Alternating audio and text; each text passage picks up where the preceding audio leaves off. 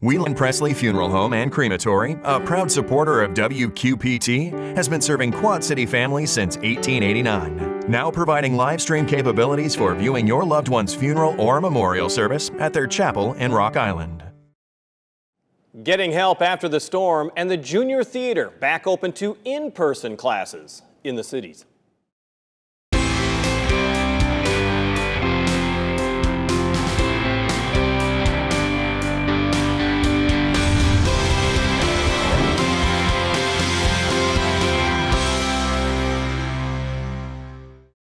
It was one of the most powerful storms to hit Iowa and the cities. The derecho windstorm in August left behind splintered trees, heavily damaged crops, and homes in need of major repairs. Scott and Cedar counties were declared disaster areas that are also eligible for individual assistance from FEMA. And the Emergency Management Agency has set up a center outside the Annie Wittenmeyer complex near the Davenport Aquatic Center at 29th and Eastern Avenue. It is open Monday through Saturday, 9 until 6. And we talked with John Mills with FEMA's Incident Management Assistance Team. You've been in the Quad Cities for a while because you had a place in Bettendorf before. Now you've moved to Davenport. What did you see, first of all, in Bettendorf? Were there a large number of people that were looking for help? We're working with everyone, Jim, on a case-by-case basis. So in addition to Scott and Cedar counties, we're working in 9 other Iowa counties affected by the August 10th derecho.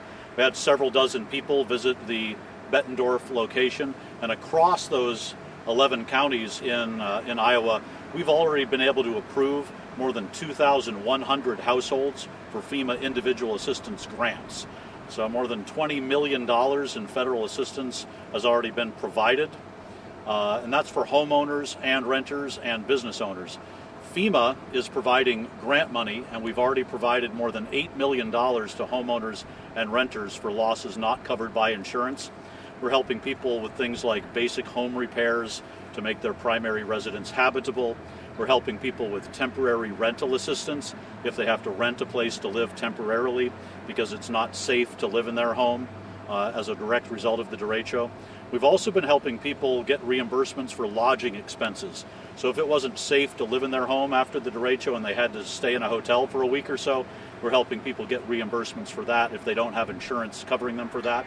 And a lot of people have also lost personal property that's essential to their families. So we've been helping people with those serious needs as well, replace some essential personal property items. And so in addition to that, the $8 million in FEMA grant money for homeowners and renters, the Small Business Administration has already approved more than $12 million for businesses, and then additionally for homeowners and renters with serious needs. So that's how we come to more than $20 million in federal assistance approved so far. Time and again, I'm sure you're running into people who, or maybe not even running into people who think my claim is too small or I don't need the help. I'm from the Midwest. We're self-sustaining. You know that story. Is there a minimum? Is there like a minimum that you are allowing? I would think about your own personal situation and what your family's specific needs are. We work with everyone on a case-by-case basis, and if you have serious needs as a direct result of the derecho and you don't think your insurance is going to cover some of your essential needs, please do register for disaster assistance with FEMA. The deadline to register is October 19th, but we will continue to work with people beyond that date for those with the most serious needs on a case-by-case basis. You know, what we've been finding, Jim, is that fortunately a lot of people in the affected areas in Iowa have insurance for their losses. That's really your first line of defense. By law, FEMA is not allowed to duplicate insurance payments. So we've been encouraging people to file their insurance claims, stay in touch with their insurance company about their needs, but at the same time, if they have serious needs related to the derecho impacting the living space of their home, please also register for disaster assistance with FEMA. And we may be able to fill some of the gaps, whether you have insurance or not. And there are a couple of ways to register, and I can help people understand that information a little later. And I do want to ask you also, well, let's talk about that right away. I mean, how do you actually register or try to apply for this assistance? Right, and Jim, that's really important information for people to know. So you're not required to come to a disaster recovery center like this one in Davenport or the one that we opened previously in Bettendorf. You can call FEMA directly at 800-621-3362. That's 800-621. 3362. You really will get to talk with a real person, and they'll walk you through the process. We want to hear from people directly about what their family's needs are. You'll be asked about the damage that occurred on August 10th, what the extent of the damage is at your home, and can you live in your home, or do you need to relocate? Those kinds of questions. You can also register online at disasterassistance.gov. That's disasterassistance.gov. So a lot of people have registered online at disasterassistance.gov, but then they may have a question. They've received a letter from FEMA. They want to ask some questions about the money they've received and how it's supposed to be spent. You can then call FEMA directly and ask those questions. So you can use both the website, disasterassistance.gov, and the phone number, 800-621-3362, to get those questions answered without ever visiting with FEMA in person. But because so many people do have insurance coverage, FEMA will ask you for your insurance information. So that might be a denial letter from your insurance company. You would provide that to FEMA. We're providing help to people at a disaster recovery center like this one here in Davenport for those folks who need a little bit of extra help. They may not know how to upload a document. If they don't have internet access, we can help them here. We can help walk them through the process. And if they want to drop by and ask a quick question, or if they do need to register for assistance and they haven't been able to do it on the phone or online, we can also help them do that right here. When you're talking about assistance, or you're talking about grants, is this money that has to be paid back? That's a great question, Jim. So FEMA grant money does not have to be repaid. FEMA makes grants to homeowners and renters with serious damage to their primary residence and their personal property, and that's damage not covered by insurance. In addition to that, FEMA works with the Small Business Administration, which in a disaster such as this one, the August 10th derecho, SBA makes disaster loans not only for businesses, for individual homeowners and renters with serious needs not covered by insurance. So it's a combination of all those efforts. And as you well know, there were severe agricultural losses in Iowa as a result of the derecho. So the United States Department of Agriculture, USDA, is working with farmers to help with their needs not covered by insurance. And the local Farm Service Agency offices are helping a lot of people all over the affected areas at USDA. The other key thing, no matter where you're getting assistance, whether even with your insurance company or as you are pointing out with the government, you do need documentation. How important is it that you get your paperwork in order? So you will be asked for a social security number of at least one member of the household. You'll be asked for a description of the damage. If you have had to relocate, you'll be asked for a current address where you can get mail in addition to the location of your damaged property. Your insurance information you'll be asked for. If you can't provide it immediately, you can always get back in touch and provide that information. Whether you're uploading it here with some help from us at the Disaster Recovery Center in Davenport or one of our other locations in Iowa, or by just mailing it in or faxing it in, the letter you receive from FEMA will explain exactly how to do that. So just read your letter that you receive from FEMA carefully. Some people may choose to receive that letter in the mail, but so many people are registering at disasterassistance.gov. Just log into your personal disasterassistance.gov account and look for updates from FEMA in there. And if more information is required, we'll let you know. If you have a question and you're not quite sure what's being asked for, please call FEMA directly at 800-621-3362, and you can talk to a real person who will help answer your questions. This can be a traumatic process, an experience for a lot of people. We want to simplify the process for disaster survivors, so that's why we want to encourage people to stay in touch with us, let us know what your family's needs are. We may be able to help provide some assistance in the form of FEMA grant money. We also may be able to refer you to another program that may also be able to help. Well, and as you pointed out, this is a very difficult time emotionally, even physically, for some people who have gone through this, and they may want to have that face-to-face discussion with you. Behind you, of course, is the area where people can drive up, but you're really also practicing safe COVID-19 procedures, are you not? That's right. I mean, the only reason I'm not wearing a face covering right now is because we're very well socially distanced right now in this interview situation.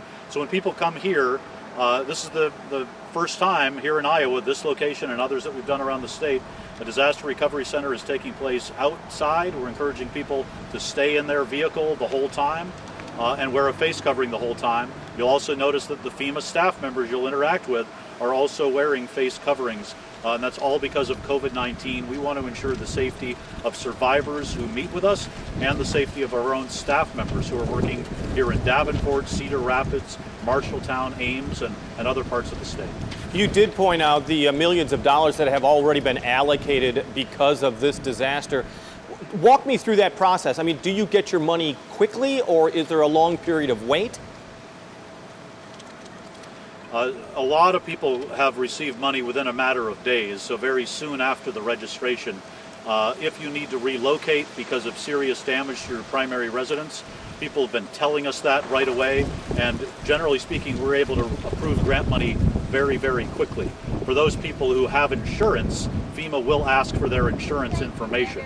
But so far, more than $20 million in federal assistance has already been approved, and that's not a fixed amount of money. That number has the potential to rise as we continue to hear from people about their needs. So we're working with people on a case-by-case basis. FEMA has approved more than $8 million in grants for homeowners and renters. Now, those are grants that don't have to be repaid, and that's for things like basic home repairs, temporary rental assistance, and other needs not covered by insurance. And at the same time, the Small Business Administration has approved more than $12 million in disaster loans for homeowners, renters, and business owners. So more than $20 million approved so far. As we continue to hear from people, and people stay in touch and provide us with updated information, we may be able to approve even more money to help people recover from the August 10th derecho.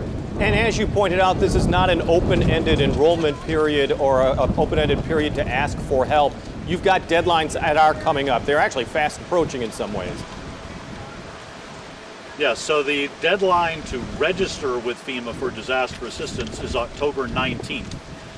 The assistance can continue beyond that date, but it's important to be registered in the system at disasterassistance.gov or by calling 800-621-3362 by the October 19th deadline.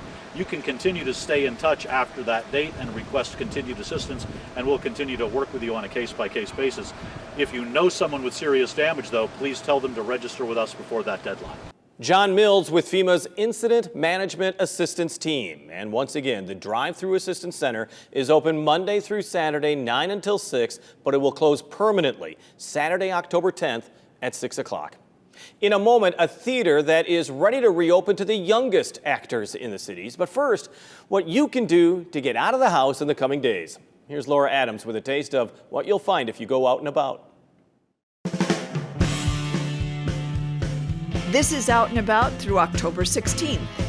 Join WQPT at the Bluegrass Drive-In for a screening of The Age of Nature, October 8th at 7. RSVP at wqpt.org/nature. Register at figgeartmuseum.org to hear from artists involved in the Living Proof exhibit. Or join the concert series at Schwiebert Park, the first at 7 o'clock. The Black Box Theater presents 3 viewings October 1st through 3rd, while Gigi's Playhouse is having a virtual superhero run for Down syndrome on the 3rd. Butterworth Center honors 100 years of women's voting rights with a performance by Laura Keyes as Elizabeth Cady Stanton on the 4th at 3. Iron Invasion 2020, a fundraiser for Helping Hannah's Heart Foundation, includes classic cars October 9th through 11th at the Mississippi Valley Fairgrounds. This year's NAMI Walks is going virtual. Visit NAMIWalks.org to register for the October 10th walk, or register for a virtual trivia night for the 2nd Jason Blair Roberts Memorial Scholarship fundraiser October 11th at 5. Reserve your space to paint pumpkin paws on the 16th at 6:30 at the Coffee Hound in Bettendorf, and the Putnam Museum hosts a virtual Mad Scientist Ball. Make your reservation for the October 16th event.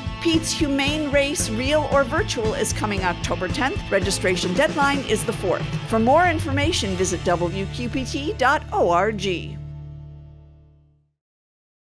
Live music is slowly coming back to the cities after theaters, bars, and restaurants shut down, then offered restricted gatherings due to the COVID-19 pandemic. Well, we get to hear from one of those musicians writing her own material and taking the stage when she can to perform it.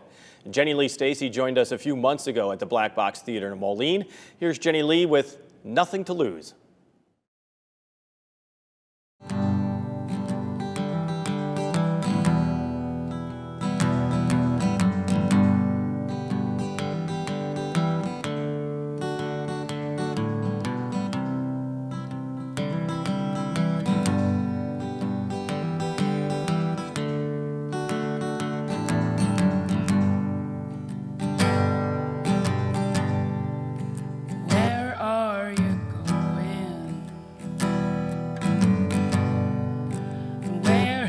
have you been?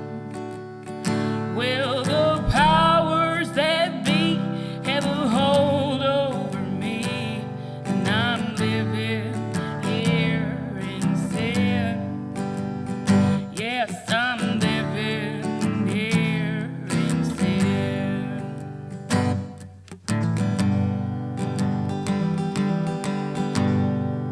And our lives have drifted, and we were falling apart.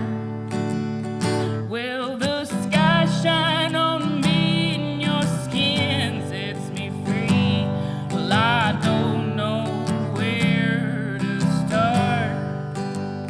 No, I don't know where I'm gonna start.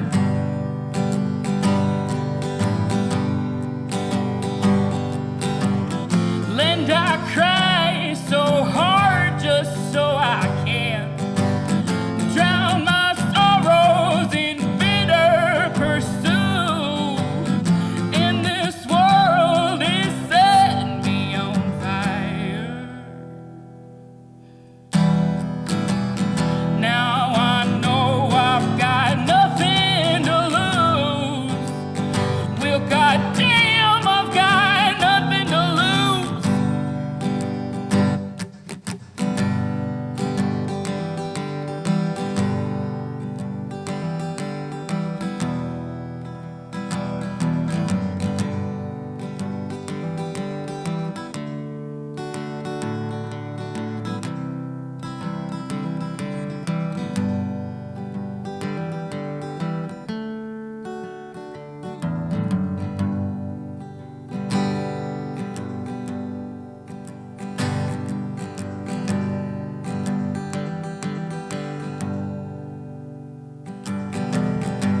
And each day's getting longer and full of such reverie. Well, of course I can't eat, and right now I don't sleep. Well, I guess I'll just let things be. Close my eyes and just to let them be.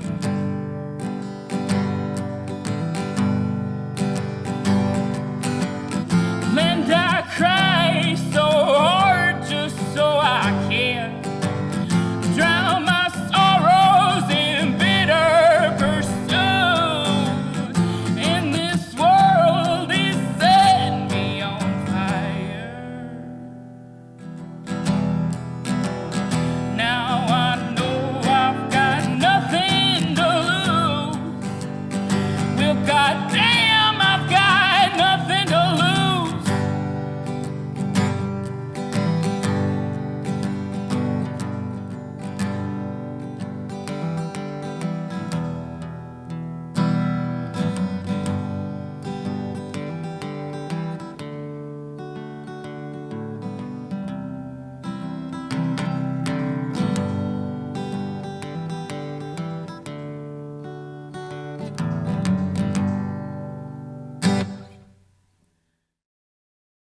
Jenny Lee Stacy with nothing to lose.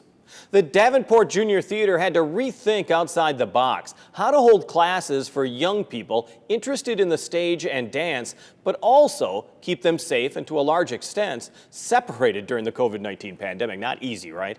Well, the theater used a mix of online classes that proved very successful, and now they're taking it a step further. And joining us is Daniel Sheridan, Performing Arts Supervisor with the Davenport Junior Theater. Always good to see you, and you've got some exciting news right now because you have gone months without seeing some of your students in person, and that's tough. Yeah, no, it's been really hard. You know, when we closed the doors on March 16th, we have been doing virtual programs and meeting kids in the virtual space, but we're excited that here on October 19th, we've come up with our main theater into a classroom itself to Daniel, maintain hold good on one social second. distancing and all that. Hold on one second. I'm sorry, the picture really froze right in the middle of you saying that. So let me start again real quick, because you had a real good piece of information there and it just froze. So let me just do this again. I'm Sure, sorry. no problem. No, it's no worries. And joining us is the Performing Arts Supervisor for the Davenport Junior Theater, Daniel Sheridan. And Daniel, it's good to see you in person right now. I know you're so looking forward to seeing your students in person, something you haven't been able to do since March.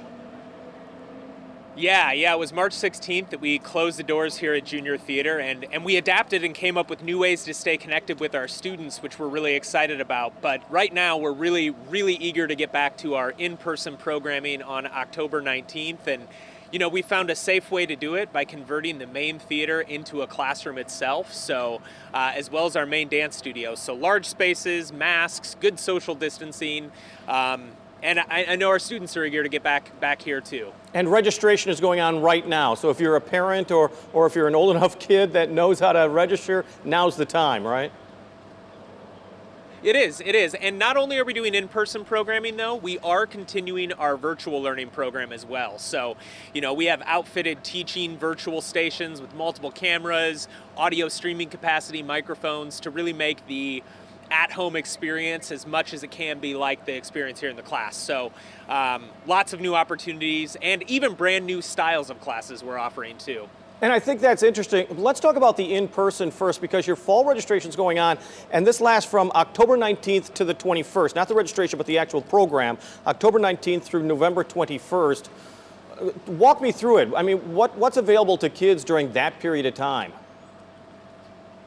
Yeah, well, you know, we're going to be offering theater and dance classes as we always do. So, you know, we have some usual suspects like musical theater, ballet, hip hop, and some of those more routine classes that we offer, but we're also doing new classes like a heroes and villains class or creative movement courses, acting with accents. So rethinking what we typically do and packaging it in a 5-week experience that kids will have a lot of fun. And let's be honest, I mean, you are either, well, we'll say you're the second oldest junior theater in the country, aiming to be number one at some point. But I mean, it's really a great opportunity for kids if people aren't that familiar with the junior theater.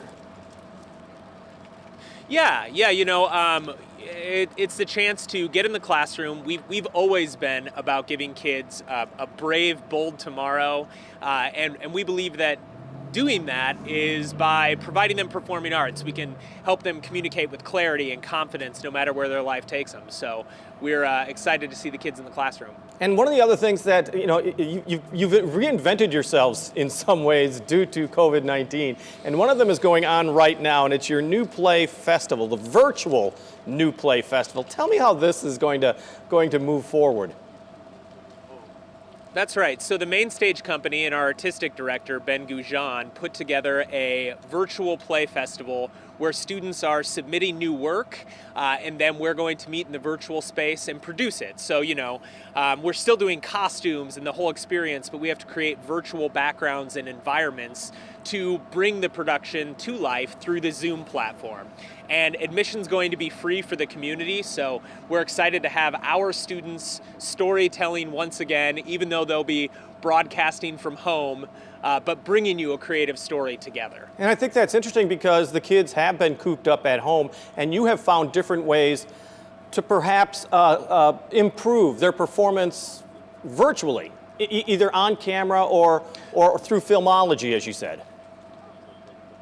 Yeah, well, and I mean, if you just think about where the world's headed, you know, this medium of virtual interactive space is a great learning opportunities for kids to learn how to use their body's voice and imagination in that space too. So we've expanded also into, you know, acting for camera courses and voiceover courses, and all of those things are being offered right now because those are great companion pieces for this time and an exciting tool to have in the tool belt and thing to learn. And you still have the YouTube channel as well, which is still really reaching kids not only in the Quad City area, but wow, coast to coast. Yeah, you know, over the summer in our virtual programs, we had kids enrolled from California, Oregon, Kentucky, Florida, New Jersey. So it was really great to get those kids together from across the country. And then the free learning channel on YouTube, but we expanded it with puzzles and activities that kids can download and they can do right at home. So that's all free and accessible to anyone right now. Everything isn't free, though, at the Junior Theater, but there is assistance for people who may need help. Yeah, yep, absolutely. So the Davenport Parks and Recreation Program offers financial assistance for families. That information can be found on our website, and we're always willing to work with families and figure out a way, if they have kids and want to get involved, how can we solve, a registration fee as a barrier, how can we solve that together? And once again, it's called the Davenport Junior Theater because it's Davenport Parks and Recs that is running it, but it's not just limited to Davenport kids. That's right. I mean, like I said, the virtual program around the country, but in a typical year, we'll have kids involved from 35 different cities and towns from around the region. Some drive 30 or 45 minutes to come down and do a class, so we're always excited to have anybody from the Quad Cities who might have an interest in theater and dance to come on over and join us. It has been a tough 8 months, since March, since COVID-19 shut down so many different things. You also know that so many schools are kind of cutting back on the arts, and it's really tough to actually have these programs available in classroom after classroom.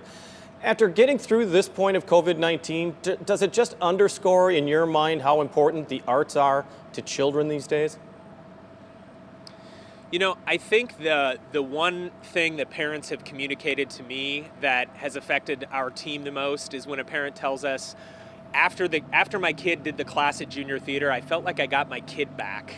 My kid was excited and more themselves, and just excited to get up and face the day. And, those little victories right now are really important, and I think we offer those. And so once again, your last best pitch, if somebody wants to get involved, or if they have a kid or a grandchild that they think would fit well in this program, it's not just performing. There's other things behind the scenes that are being available as well.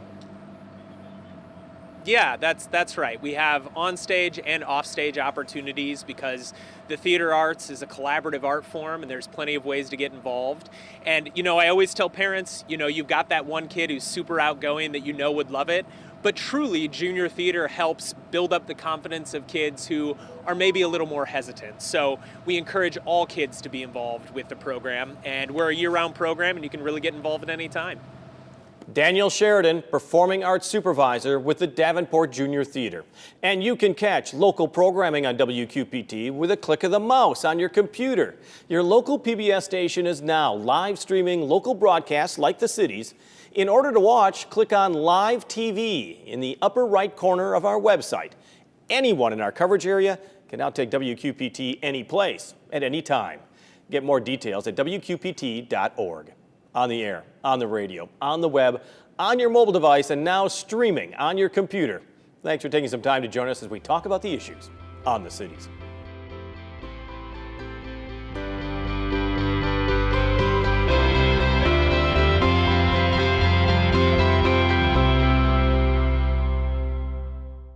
Whelan Presley Funeral Home and Crematory, a proud supporter of WQPT, has been serving Quad City families since 1889. Now providing live stream capabilities for viewing your loved one's funeral or memorial service at their chapel in Rock Island.